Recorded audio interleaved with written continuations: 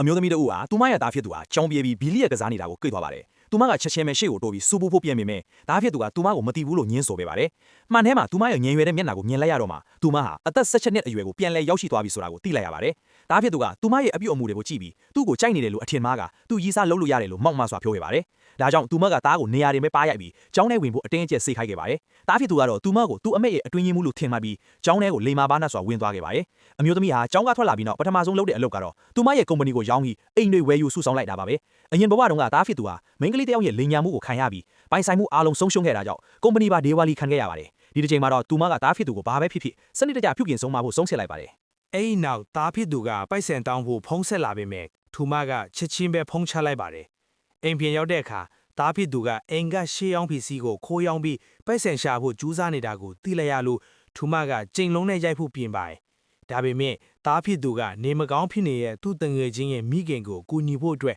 ပိုက်ဆံရှာနေရမှန်းသိလိုက်ရတဲ့အခါမှာတော့ထူမစိတ်ပြောင်းသွားခဲ့ပါတယ်။နောက်ဆုံးမှာတော့ထူမကဓာတ်ပုံအဟောင်းတွေကိုပြပြီးထူမဟာသူ့လက်အမေဖြစ်ကြောင်းဖွင့်ပြောလိုက်ပါတယ်။ထူမကသားဖြစ်သူကိုအကောင်းဆုံးပညာရေးနဲ့ဘဝကိုပေးဆက်ခဲ့ပြီးမြဲသားဖြစ်သူကတော့သူ့လက်အသေးမော်တွေကသူ့ကိုလောင်ပြောင်နေကြကြောင်းပြန်လည်ပြောပြနေခဲ့ပါတယ်